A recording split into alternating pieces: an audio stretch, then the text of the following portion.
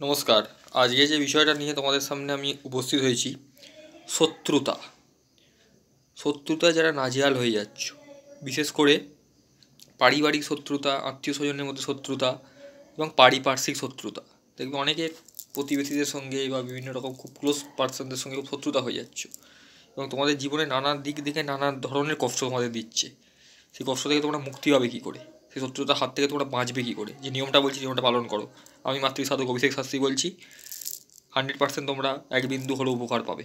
যদি জটিল তোমাদের শত্রুতার কোনো সমস্যা থাকে, তাহলে যে কোনো দক্ষ তন্ত্র সাধকের কাছে তোমরা যোগাযোগ করো।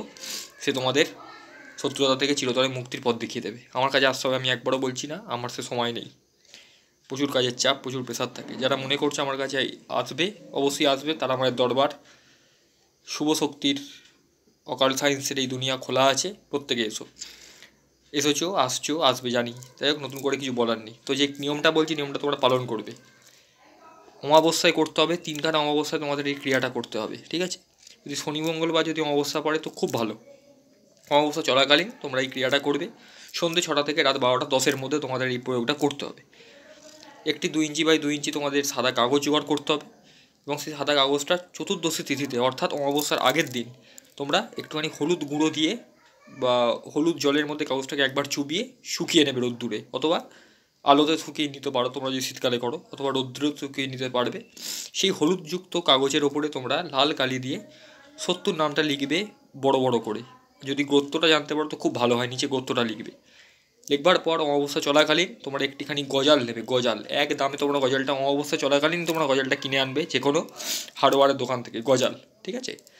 গজালটাকে এবং একটি তার সঙ্গে কালো মোমবাতি অথবা নীল মোমবাতি কিনবে। নীল মোমবাতিতে তোমরা গজালটাকে ভালো করে আগুনে লাল করে পোড়াবে, শিখাটা লাল করবে একদম। এবং করবার পর সেটাকে তোমরা ঠান্ডা জলের মধ্যে ওটাকে ভিজিয়ে নেবে ঠান্ডা হয়ে যাওয়ার পর, এবং তার উপরে তোমরা পাতি লেবু রস দিয়ে ভালো করে একবার বুলিয়ে নেবে, মানে লেবুটা দিয়ে ভালো করে ওই গজালটার ওপরে বুলিয়ে নেবে।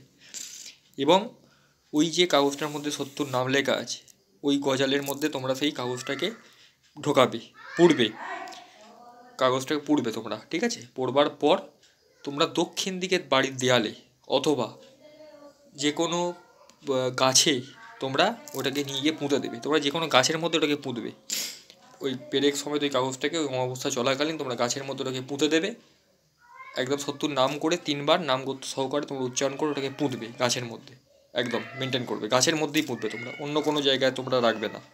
এবং পুঁতে দিয়ে সোজা সামনের দিকে তাকিয়ে তোমরা চলে আসবে, পেছন দিকে তোমরা ঘুরে দেখবে না।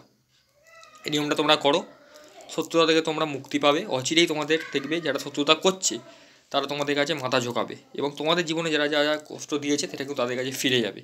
তোমরা নিয়মটা পালন করো। জয় মা তারা, জয় গুরু বামদেব, জয় মহাকাল, জয় কালভৈরব, জয় জয় তারা।